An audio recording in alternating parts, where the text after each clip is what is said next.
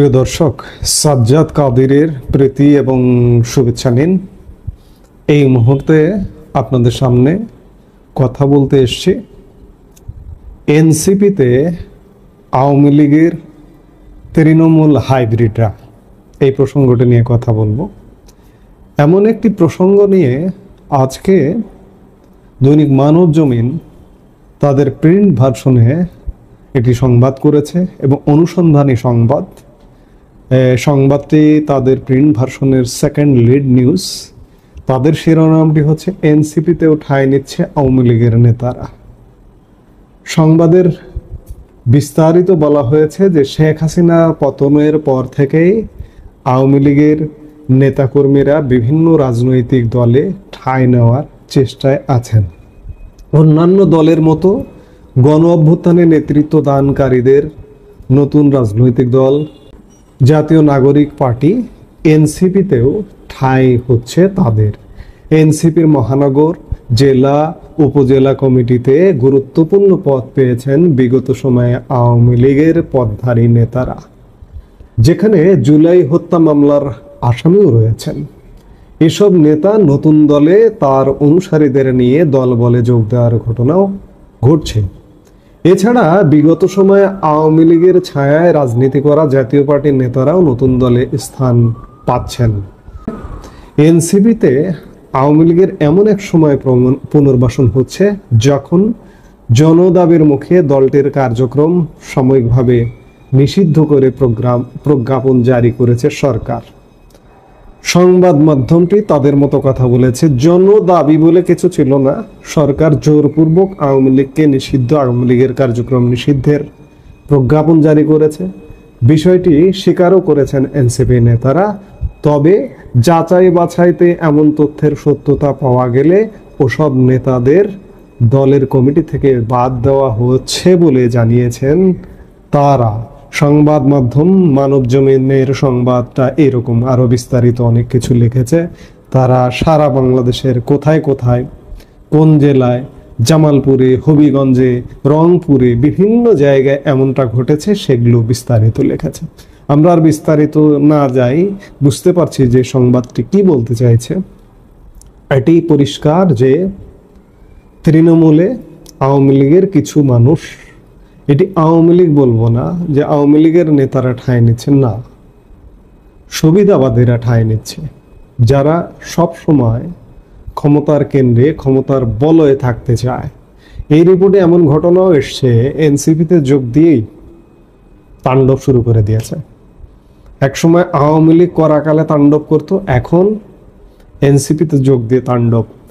এই রিপোর্টটিতে এমন ঘটনাও এসছে, এই গত 11 মাসে 3টি দল পরিবর্তন করার ঘটনাও ঘটেছে, তাদের স্থান হয়েছে এনসিপিতে।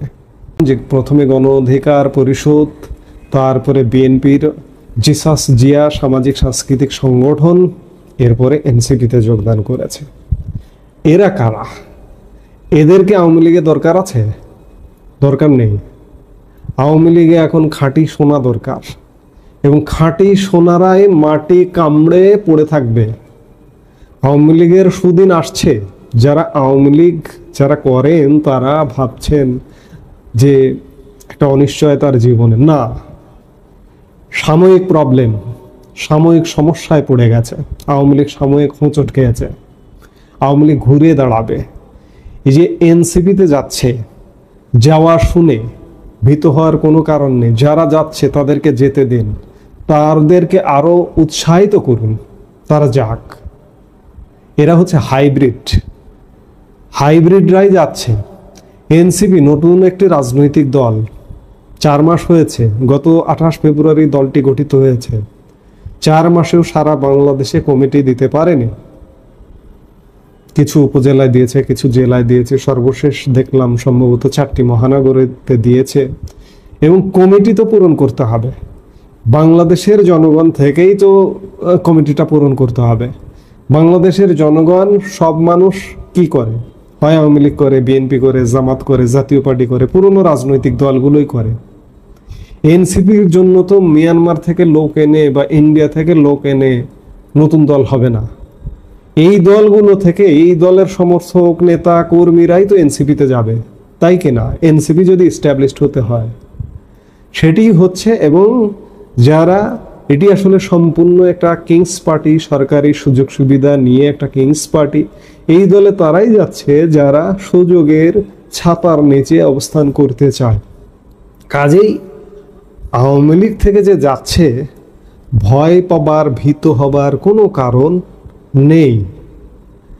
আজ পর্যন্ত এনসিপির অবস্থাটা কেমন দেখুন। এই যে এনসিপি পদযাত্রা করছে পঞ্চগড় থেকে, একদম উত্তরের জেলা পঞ্চগড় থেকে শুরু করেছে, ধারাবাহিকভাবে বগুড়া, জয়পুরহাট, আজকে সম্ভবত রাজশাহী চলছে। সারা বাংলাদেশে তারা পদযাত্রা করবে, জুলাই পদযাত্রা। এই পদযাত্রায় লোক সমাগম আছে? তাদের কোনো গণমাধ্যমে দেখছেন সেই অর্থে? তাদের ফেসবুক পোস্টে দেখছেন যে ফটোগুলো সেইভাবে তোলানো করা? এই জনগণগুলো কিভাবে আসছে জানেন? এই জনগণগুলো স্থানীয় প্রশাসন, জেলা প্রশাসন, পুলিশ প্রশাসনের সহযোগিতা করা হচ্ছে, সহযোগিতা করে জনগণকে আনা হচ্ছে, এবং এই জনগণ উপস্থিত করবার পেছনে আর্থিক বিষয় জড়িত আছে, যার কারণেই আসছে। প্রকৃত অর্থে এনসিপির জনসমর্থন শূন্যের কোঠায়। এনসিপি এমন অবস্থা, অনেক জায়গায় কমিটিতে নাম দেওয়া হচ্ছে, যার নাম দেওয়া হচ্ছে সেই ব্যক্তিও জানে না। গোপালগঞ্জে এমন একটি ঘটনা ঘটেছে, একটি সংবাদ মাধ্যম শিরোনাম করেছে, অনুমতি ছাড়াই নাম দেওয়া হলো এনসিপির কমিটিতে, প্রত্যাহারের অনুরোধ ব্যবসায়ের। ঘটনাটি গোপালগঞ্জের কমিটি ঘোষণার 24 ঘন্টার মধ্যে সামাজিক যোগাযোগ মাধ্যম ফেসবুকে পোস্ট দিয়ে এনসিপির গোপালগঞ্জ জেলা সমন্বয় কমিটি থেকে নাম বাদ দেওয়ার অনুরোধ জানিয়েছে এক ব্যবসায়ী। এটি একটি ঘটনা, এরকম শত শত অনেকে জানে না। হয়তো কেউ একজন এনসিপিতে যুক্ত হয়েছে, মুখস্থ নগদ নাম বসিয়ে দিয়েছে, পরে যখন জানতে পারছে তখন নাম প্রত্যাহারের ঘটনাও ঘটছে। এনসিপির অবস্থান এমন, আর সেই এনসিপিতে যাচ্ছে আওয়ামী লীগ, আওয়ামী লীগের হাইব্রিড অংশ। হাইব্রিড আওয়ামী লীগের ক্ষতি করেছে। হাইব্রিড মুক্ত করার যত পন্থা আছে আওয়ামী লীগের এখন সেটি করা উচিত। এনসিপিতে যাক, অন্যান্য দলে যাক, বিএনপিতে যাক, অন্যান্য জামাতেও যাক প্রয়োজনে, কারণ জামাতেরও তো লোক লাগবে। জামাতের তো ভোট পার্সেন্টেজ বাড়াতে হবে, বাড়াতে হলেও তো লোক দরকার। সেই জায়গায় যদি যায় তাতে ভীত হবার, সন্ত্রস্ত হওয়ার কোনো কারণ নেই। আওয়ামী লীগ ফিরছে, আওয়ামী লীগ ফিরবে। আমি আমরা বারবার বলি যে আওয়ামী লীগ আসলে সহসা ফিরবার কোনো কথা ছিল না, কিন্তু বাংলাদেশের বাস্তবতা আওয়ামী লীগকে ফিরিয়ে আনছে, আওয়ামী লীগকে প্রাসঙ্গিক করে তুলছে। সেই জায়গায় আওয়ামী লীগের ভয়ের কিছু কারণ নেই। কিছু হাইব্রিড যদি এনসিপিতে যায়, অন্ততপক্ষে এদেরকে চিহ্নিত করে রাখুন যে এরা হাইব্রিড, এরা কখনো আওয়ামী লীগের সঙ্গী সাথী, আওয়ামী লীগ সারথি হতে পারে না, অতীতেও ছিল না। শুধুমাত্র মধু খাবার জন্য আওয়ামী লীগে ছিল, আওয়ামী লীগে গেছে, এখন মধু খাবার জন্য আর এক চাকে যাচ্ছে, আর এক মৌচাকে যাচ্ছে। সেখান থেকে মধু খাওয়া হলে আবার আর এক মৌচাকে যাওয়ার চেষ্টা করবে। আওয়ামী লীগ আগামীতে আসতে হলে খুব সেইভাবে আসতে হবে। এবার আওয়ামী লীগ আসলে যেন সত্যিকার অর্থে আওয়ামী লীগ যেন 16 বছর না, 50-100 বছর আওয়ামী লীগ থাকে। সেই আওয়ামী লীগ, সেইভাবে আওয়ামী লীগের আসতে হবে। কাজেই আওয়ামী লীগ থেকে এনসিপিতে যাচ্ছে, এই যাওয়া নয়, এটির যাওয়া হচ্ছে হাইব্রিড। প্রিয় দর্শক, সাজ্জাদ কাদেরের প্রীতি এবং শুভেচ্ছা নিন। এই মুহূর্তে আপনাদের সামনে কথা বলবো, জামাত এনসিপি কি বিএনপির ভাগ্য ঝুলিয়ে রেখেছে? এই প্রসঙ্গটি নিয়ে কথা বলবো। গত আগস্ট মাসের আঞ্চলিক নেতাকর্মীদের উদ্দেশ্যে এক বক্তব্যে বিএনপির ভারপ্রাপ্ত চেয়ারম্যান তারেক রহমান একটি কথা বলেছিলেন যে আগামী নির্বাচন হবে একটি কঠিন পরীক্ষা। তিনি সেই প্রথম এরকম একটি কথা বলেছিলেন রাজশাহী বিভাগের জেলাগুলোর নেতাকর্মীদের সঙ্গে মতবিনিময় সভার প্রধান অতিথির বক্তব্যে প্রথম তিনি এই কথাটি বলেছিলেন। সেটি ছিল 30 অগাস্ট শুক্রবার 2024। 5 অগাস্ট আওয়ামী লীগ সরকারের পতন হয়েছিল এবং পতনের 1 মাসেরও কম সময়ের মধ্যে তারেক রহমান এমন একটি বক্তব্য দিয়েছিলেন এবং তিনি বিভিন্ন সময় নেতাকর্মীদের স্মরণ করিয়ে দিয়েছেন যে আগামী নির্বাচন হবে কঠিন পরীক্ষার, কঠিন চ্যালেঞ্জের। আজকে অবস্থা দৃষ্টে মনে হচ্ছে নির্বাচন তো চ্যালেঞ্জ দূরের কথা, আপাতত নির্বাচনই হবে না। আমরা দেখলাম গত মাসে মধ্য জুনে তারেক রহমান এবং ডক্টর ইউনূসের লন্ডন বৈঠক, এবং এই বৈঠকটি হবার পরে বিএনপির মধ্যে বেশ আশাবাদী একটি ভাব দেখলাম, কিন্তু 1 মাসও পেরোয়নি, তাতেই বিএনপি ব্লকে হতাশার সুর, যার দরুন বিএনপি নেতৃবৃন্দ এখন বলছেন, যেমন গতকালকেও বিএনপির স্থায়ী কমিটির সদস্য গয়েশ্বর চন্দ্র রায় বলেছেন বিএনপি মাঠে নামলে নির্বাচন পেছানোর সাহস কারো নেই। গয়েশ্বর গতকালকে কেরানীগঞ্জের একটি জনসভায় এমন কথা বলেছেন। আজকে হঠাৎ করে নির্বাচন পেছানোর কথা কেন আসছে? নির্বাচন পেছানোর কথা তো আসার কথা নয়। গত মধ্য জুনে বৈঠকের পর নির্বাচন তো নির্ধারিত হয়ে গেল আগামী ফেব্রুয়ারির প্রথমার্ধে, রোজার আগে নির্বাচন। এমনকি ডক্টর ইউনূস এবং তারেক রহমানের পক্ষে লন্ডন বৈঠকে একটি যৌথ বিবৃতি ঘোষণা করা হয়েছিল।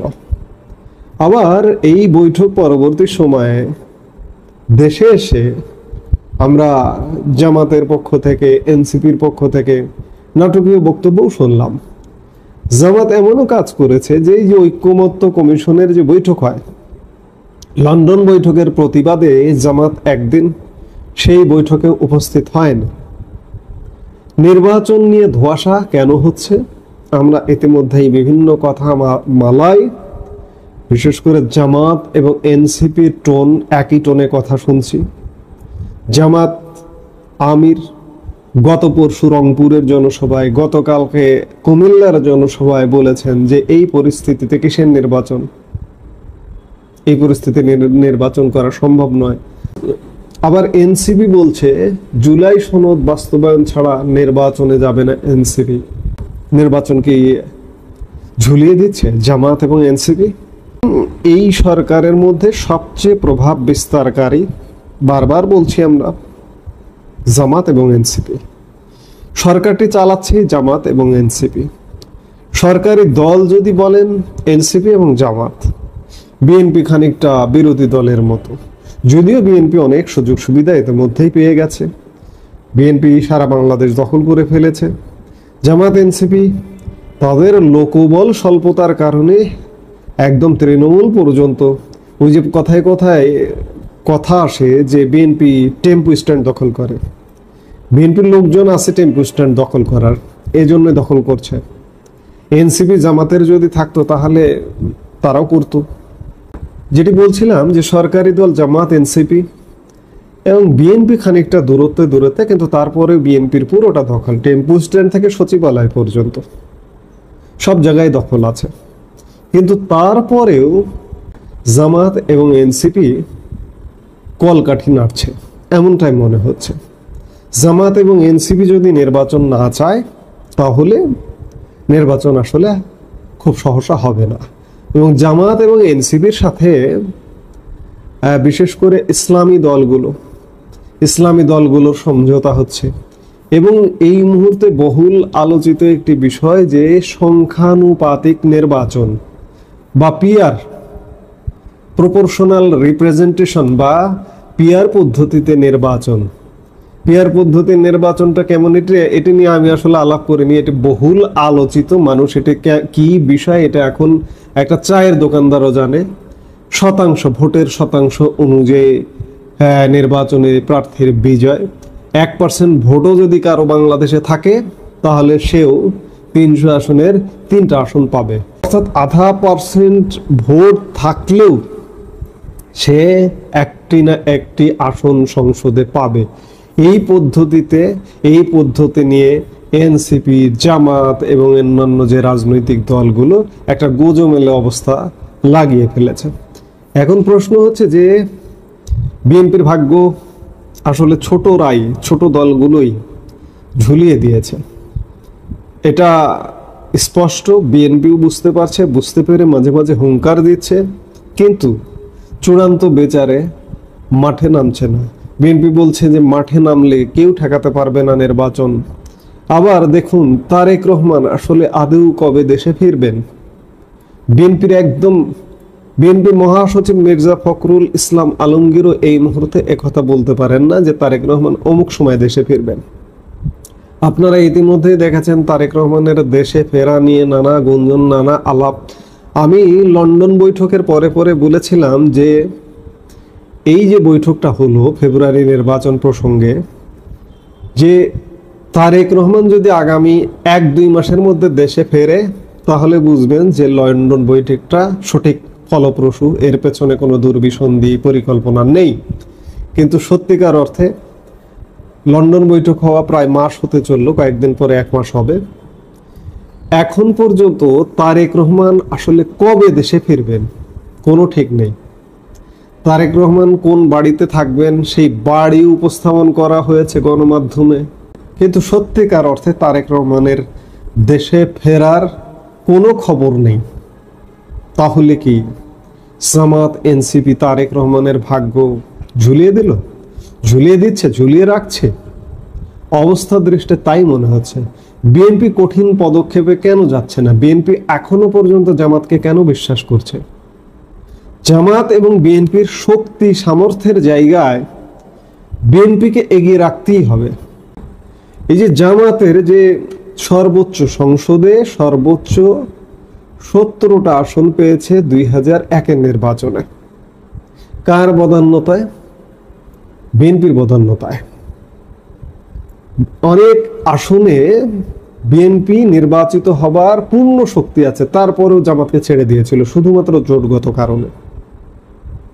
এখনো পর্যন্ত, আজও পর্যন্ত আসনে আসনে যদি হিসেব করেন যে বিএনপির সাথে শক্তি মত্তায় জামাত পেরে উঠবে না, আর এনসিপি তো প্রশ্নই আসে না। সেই জায়গায় বিএনপি ভয় কেন?